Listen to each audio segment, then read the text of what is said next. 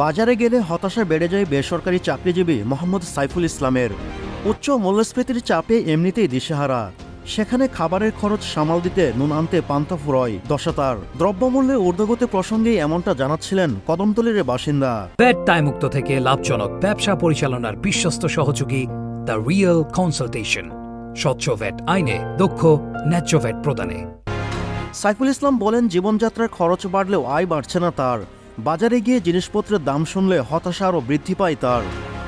মাছ মাংস দূরে থাক, চাল ডাল তেল ও লবণ মশলা কেনার পর নিরামিষ খাবারের খরচ মেলাতেই হিমশিম খেতে হয়।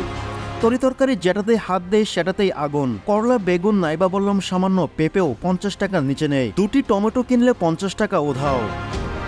এদিকে একই এলাকার অটোরিকশা চালক মোহাম্মদ কাশেম মোল্লা বলেন, খরচ কোলাতে না পেরে মাছ মাংস ডিম বাদ দিয়েছেন তিনি। নিরামিষও এখন হিসাব করে খেতে হচ্ছে তাকে। একসময়ের সস্তা কাঁচাকলা পেঁপে ও কচুতে এখন আগুন জ্বলছে। শাকের দাম যতটা না বেড়েছে তার চেয়ে আটি ছোট হয়েছে।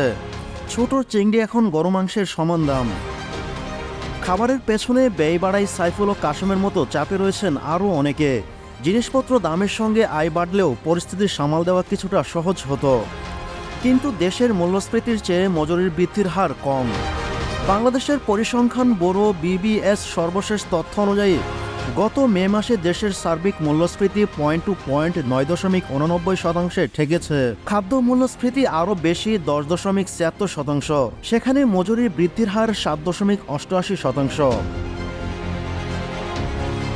খাবারের পেছনে খরচের চাপ এখন অসহনীয় পর্যায়ে পৌঁছেছে বলে মনে করেন ভোক্তা অধিকার সংগঠন কনজিউমার্স অ্যাসোসিয়েশন অফ বাংলাদেশের সভাপতি গোলাম রহমান।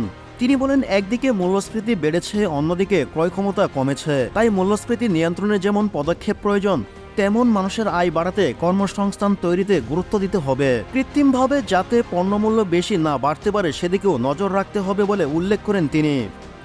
বাজার চিত্র বলছে, গরু, খাসি, মুরগির মাংস এবং ডিমের দাম এখন নিম্ন আয়ের নাগালের বাইরে চলে এসেছে। বাজারে ব্রয়লারের কেজি 180 টাকার নিচে মিলছে না। 1 ডজন ডিম বিক্রি হচ্ছে 150 থেকে 160 টাকা। রুই, কাতলা দূরে থাক, পাঙ্গাস ও তেলাপিয়ার কেজিতে 220 থেকে 250 টাকা গুনতে হচ্ছে এখন। এদিকে নিরামিষের বাজারেও স্বস্তি নেই। করলা, বেগুন সহ বেশ কয়েকটি সবজির দাম বর্তমানে 120 টাকাতে ঠেকেছে। শতকে ঠেকেছে বরবটি, কাকরোল ও শশা। টমেটো ও গাজরে হাত ছোঁয়া দায়। পটল, ঝিঙে, ধুন্দল কেজি 60 টাকা ও কচুরলতি 80 টাকা। কাঁচামরিচের দাম 280 টাকা থেকে 350 টাকা কেজি। কুমড়ো শাকের আটি 30 টাকা, পাট শাক 15 টাকা ও শাপলার লতার আটি 20 টাকা।